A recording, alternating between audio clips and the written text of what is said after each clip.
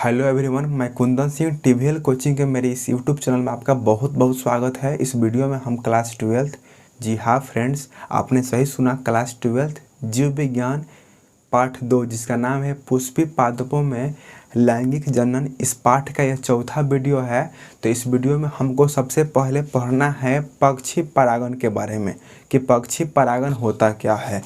तो ध्यान से देखिए, परागन हम जान चुके हैं। पर परागन में क्या होता है, तो एक फूल का परागकण दूसरे फूल के वक्तृकाग्र तक जाता है, इसे ही हम पर परागन कहते हैं। और पर परागन का बहुत सारा प्रकार हम पढ़े थे, उसमें पक्षी परागन भी एक जंतु परागन का ही एक पार्ट्स है।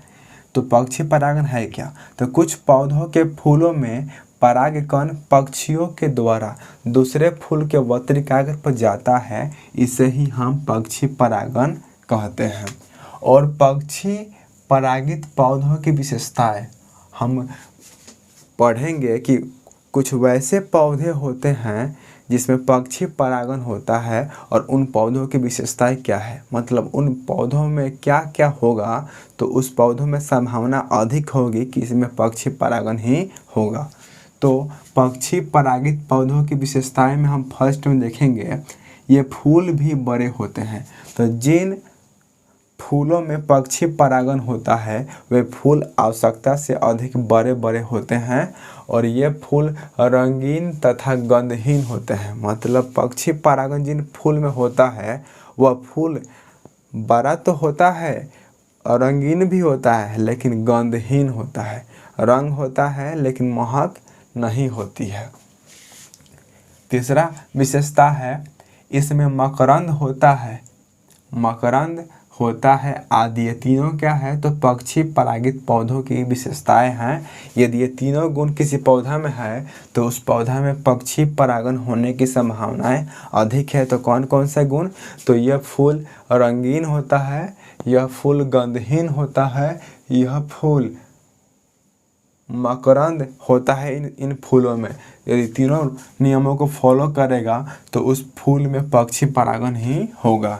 जैसे बिग्नोनिया, बिग्नोनिया एक फूल है और बिग्नोनिया नामक फूल में गुंजन चिड़िया द्वारा परागन होता है। आपको याद रखना पड़ेगा कि गुंजन चिड़िया द्वारा किसमें परागन होता है, तो बिग्नोनिया नामक पौधा में होता है। सेमल नामक जो पौधा होता है और पांगरा नामक जो पौधा होता है, इन दोनों पौधा में कौवा, मैना और चमगादड़ द्वारा परागन होता है।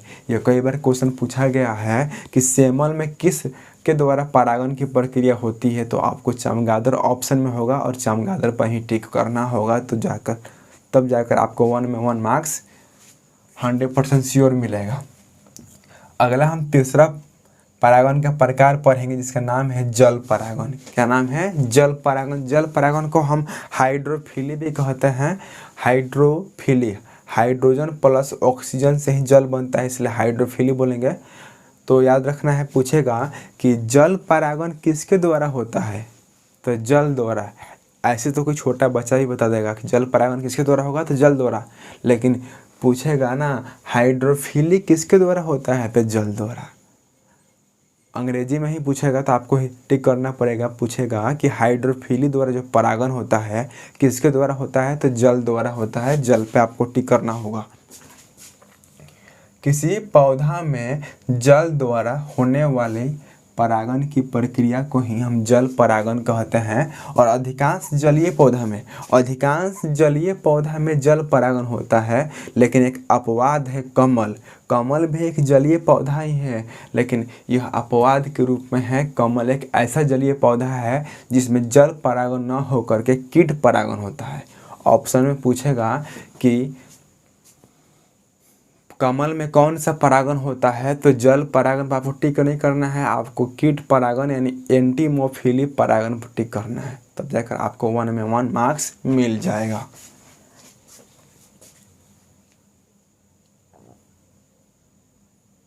जल परागन के भी 2 प्रकार हैं। जल परागन के भी 2 प्रकार है। पहला प्रकार का नाम है हाइपोहाइड्रोफिली परागन और दूसरा का नाम है एपीहाइड्रोफिली परागन। तो फर्स्ट नंबर हम हाइपोहाइड्रोफिली परागन के बारे में देखेंगे पहले। तो इसमें परागन जल के अंदर होता है।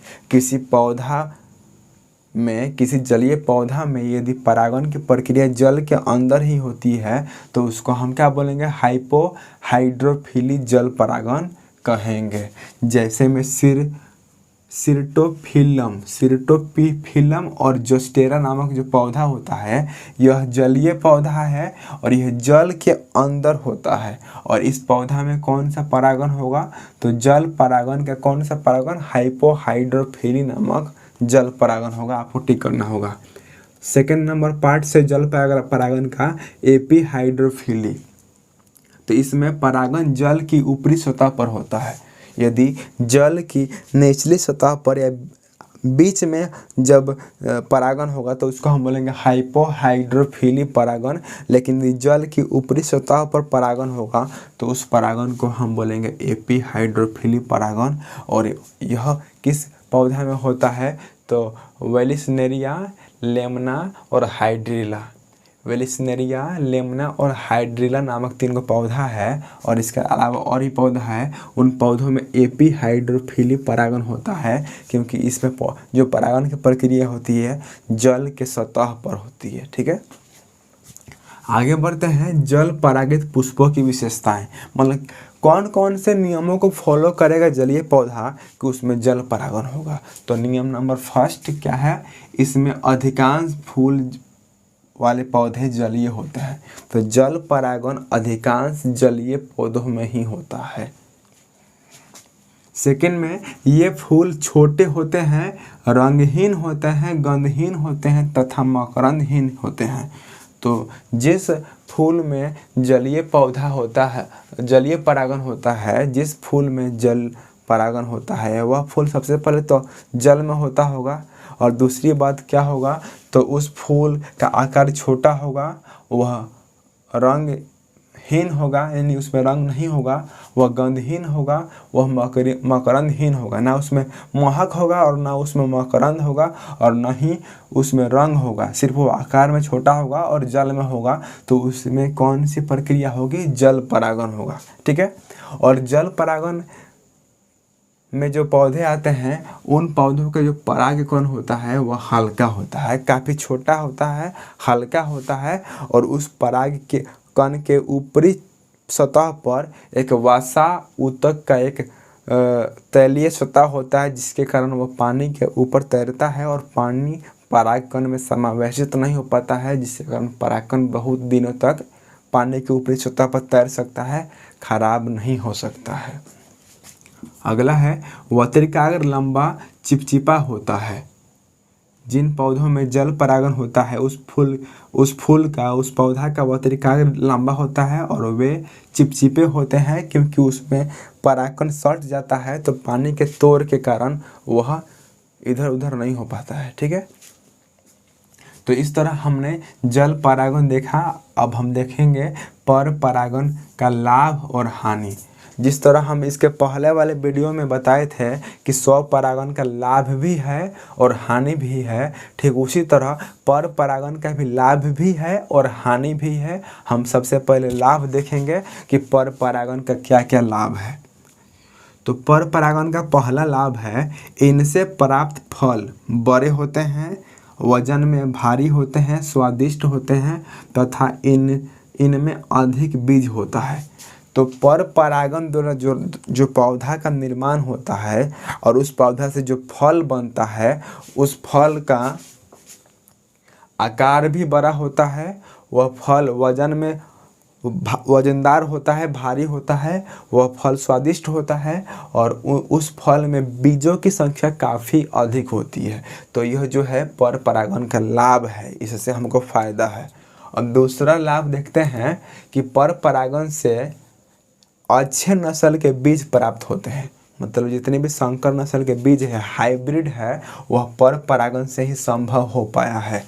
आज जो इतना पैदावार होता है, अनाज का उत्पादन काफ़ी अधिक मात्रा में बढ़ गया है, तो उसका श्रेय पर परागण को ही जाता है क्योंकि पर परागण से ही संकर नस्ल के यानी हाइब्रिड बीज विकसित किए गए हैं और उत्पादन में काफ़ी तेजी से वृद्धि की गई है। तीसरा पॉइंट है लाभ में कि इसके कारण रोग प्रतिरोधक क्षमता बढ़ती है। यानी पर परागण के द्वारा जो बीज बनता है उस बीज को हम जब बोते हैं और वह बीज जब अंकुरित होकर के पौधा में परिवर्तित होता है तो उस पौधा का इम्यूनिटी सिस्टम जो होता है स्ट्रांग होता है, क्योंकि वह पर परागण द्वारा बना है। चौथा है फसल जल्दी तैयार हो जाती है। जो संकर नस्ल का हम बीज बोते हैं, हाइब्रिड बोते हैं, वह जल्दी ही तैयार हो जाती है और उसमें ज़्यादा पानी डालना भी नहीं पड़ता है, ज़्यादा खाद डालना में भी नहीं पड़ता है। मौसम का थोड़ा सा गड़बड़ सड़बड़ भी हो जाता है तो वो बढ़िया से फल जाता है, खिल जाता है और कुछ ना कुछ पैदावार हो जाता है और किसानों का भरण पोषण आसानी से हो जाता है। तो ये चारों जो है क्या है, पर परागण का लाभ है। अब हम पर परागण की हानियां देखेंगे। फर्स्ट में क्या है, पूरी तरह एजेंट पर निर्भर रहना पड़ता है। पौधों को पूरी तरह एजेंट पर निर्भर रहना पड़ता है। मतलब एजेंट का, बाह्यकर्ता का पेरा जो होना पड़ता है कि एजेंट महोदय आप आइए और हम पे बैठिए, परागकण को अपने अंदर सटाइए और दूसरे फूल पर बैठिए और परागकण को वस्त्र का कागज पर सटाइए, इस तरह परागण कराइए। मतलब फूल को ना पेरा जो होना पड़ता है कि अब कौन एजेंट आ गया तो अब कौन एजेंट आ गया, ठीक है, जिससे परागण का समय अनिश्चित हो जाता है।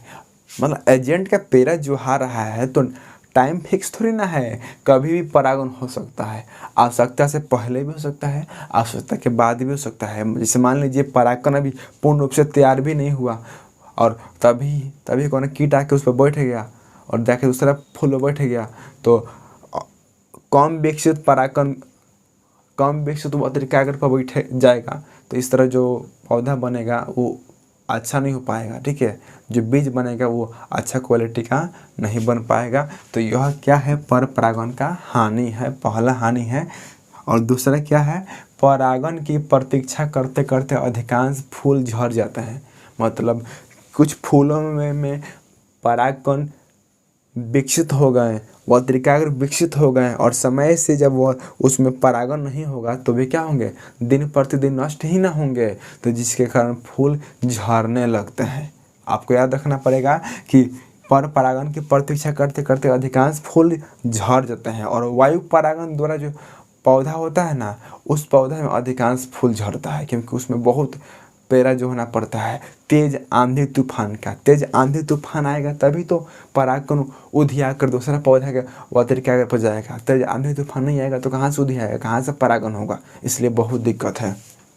तीसरा है, इसमें परागण के लिए दूसरे फूलों पर निर्भर रहना पड़ता है। इसमें जो पौधे होते हैं वो आत्मनिर्भर नहीं होते हैं, वे स्वपोषी नहीं होते हैं, मतलब परपोषी होते हैं। तो आप पोषण की दृष्टि से वो वाला परपोषी मत समझिएगा, मतलब ना ये खुद पर निर्भर नहीं रहता है, दूसरे के परागकण या वत्रिकाग्र पर निर्भर रहता है।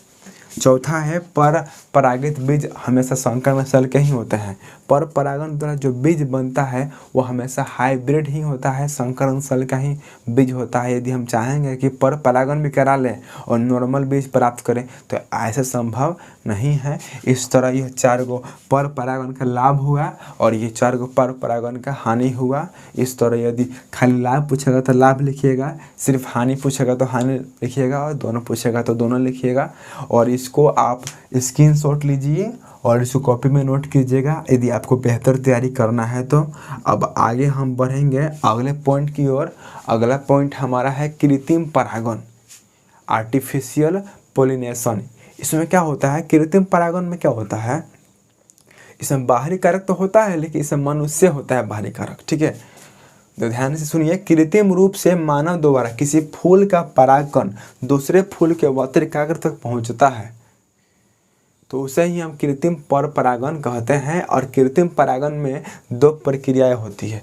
कृत्रिम परागण में यदि आप देखिएगा ना, आप अपने हैंड से भी पोलिनेशन कर सकते हैं तो उसको हम हैंड पोलिनेशन कहेंगे, हस्त परागण कहेंगे। जैसे मान लीजिए 2 फूल हम देखें और एक यहाँ पौधा है और एक यहाँ पौधा है और इस पौधे में भी फूल खिला हुआ है और इस पौधे में भी फूल खिला हुआ है और ये फूल ना का परागण तैयार हो गया है लेकिन ये फर नहीं रहा है।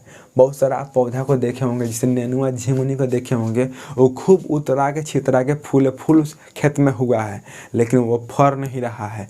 फूल हो रहा है फिर झड़ के अपने आप गिर जा रहा है, फूल हो रहा है, झड़ के अपने आप ही गिर जा रहा है। इसका मतलब क्या, वह पर परागित वाला फूल है, उसमें पर परागन की प्रक्रिया नहीं हो पा रही है। वह एजेंट का पेरा जो हो रहा है कि कौन एजेंट आए और हमें परागन कराए, लेकिन कोई एजेंट नहीं आ रहा है। फूल खिल रहा है, झड़ रहा है, फूल खिल रहा है, झड़ रहा है। तो आप उसको अपने हैंड के द्वारा भी पोलिनेशन कर सकते हैं। एक का परागन लीजिएगा और दूसरे के पत्रिका को झाड़ दीजिए, परागन लीजिए, पत्रिका झाड़िए और परागन नोचते समय आराम से नोचना है, फूल को ही नोच नहीं देना है। आराम से चिमटे के सहायता से या हाथ से ही हल्का हल्का नोच देंगे और डालेंगे पत्रिका पर। और कुछ दिनों के बाद आप देखेंगे तो क्या देखेंगे कि जिस पर हम परागकण छींटे थे वह फूल अब फल में परिवर्तित होने लगा है। तो इस तरह आप हैंड पोलिनेशन भी कर सकते हैं अपने खेतों में, ठीक है, अपने गार्डन में, अपने बगीचों में, ठीक है। तो कृत्रिम रूप से मानव द्वारा किसी फूल का परागकण दूसरे फूल के वत्रिकाग्र तक पहुंचाना ही कृत्रिम परागन कहलाता है। और कृत्रिम परागन में दो प्रक्रिया की अहम भूमिकाएं हैं। पहला है विपुंसन और दूसरा है थैलीकरण। विपुंसन में क्या होता है और थैलीकरण में क्या होता है, आप ध्यान से सुनिए। सबसे पहले हम विपुंसन देखते हैं। तो इस प्रक्रिया के अंतर्गत पौधा के कलिका अवस्था का मतलब क्या, जब फूल से कलिका निकलने लगती है उस अवस्था को कलिका अवस्था कहते हैं। इस प्रक्रिया के अंतर्गत पौधा के कलिका अवस्था में समस्त पुंकेसरों को काट दिया जाता है जिससे स्वपरागन ना हो पाए, और इसे ही विपुंसन कहते हैं, ठीक है। और थैलीकरण में क्या होता है, इस विधि के अंतर्गत बंध्यकरण फूल और अबंध्यकरण फूल के छिद्र वाली पॉलीथीन से ढक दिया जाता है। और कुछ दिन के बाद जाकर देखेंगे, चाहेंगे तो दोनों में हम पोलिनेशन करा सकते हैं, हैंड पोलिनेशन करा सकते हैं। इस तरह अति विकसित फल का निर्माण होगा और उस फल से जो बीज बनेगा वो बहुत ही अच्छा हाइब्रिड बनेगा, ठीक है। तो कुछ इसी तरह हैंड पोलिनेशन करा करके या फिर क्रॉस पोलिनेशन करा के हम संकर नस्ल का बीज प्राप्त करते हैं। तो इसके आगे वाले वीडियो हम आपके लिए जल्द लाएंगे।